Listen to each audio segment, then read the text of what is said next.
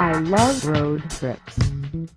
I've moved across the country twice, spending weeks living out of my car, eating granola bars and sucking down energy drinks like it was finals week all over again.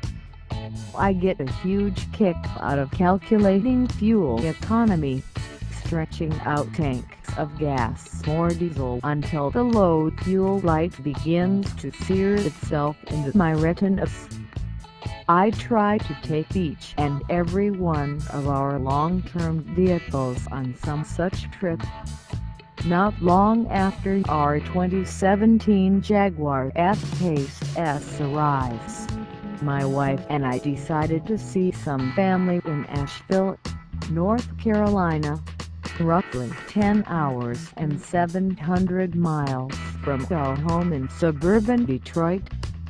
Now, I knew from the outset this was going to be a far different experience than our previous long-termer, a 2017 Jaguar XE diesel. I managed to eat out nearly 700 miles per tank, averaging 42 miles per gallon over 2,000 miles with that car.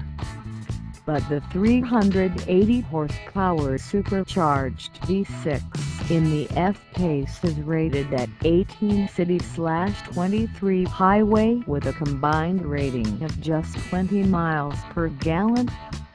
Not good, and, unlike the XE, I didn't think I could do much better without greatly altering my admittedly aggressive driving habits. Still, I wanted to take our blue Hummer to the Blue Ridge Parkway, so onward I went. There were a few other things I was worried about over what was sure to be another 2,000-mile trip. The F-Pace's suspension was a bit stiff thanks to the sporty S trim. The 20-inch wheels don't help matters, though things could be worse. Some people on staff wanted to get 22s. At least they look good. Still, the seats are comfortable and the radio is top-notch. LCD Sound System's latest album had just come out, so I put it on repeat and headed south. Fuel economy dipped a bit once we got into the mountains, but not as much as I had expected.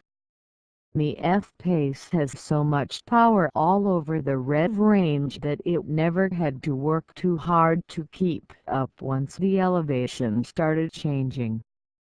The trip average dropped to about 20 miles per gallon, but I was more worried about the frequent fuel stops than the overall average.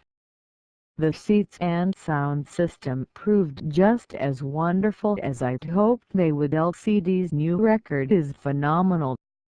My only complaint about the interior was the ambient lighting and bright glow from both the infotainment screen and digital instrument cluster. A quick search of the settings yielded a button that cut every interior light outside of the climate control temperature readings and the instrument cluster. It wasn't quite Saab's night panel, but it was pretty close. Most of the time you can't turn everything off. Color me impressed.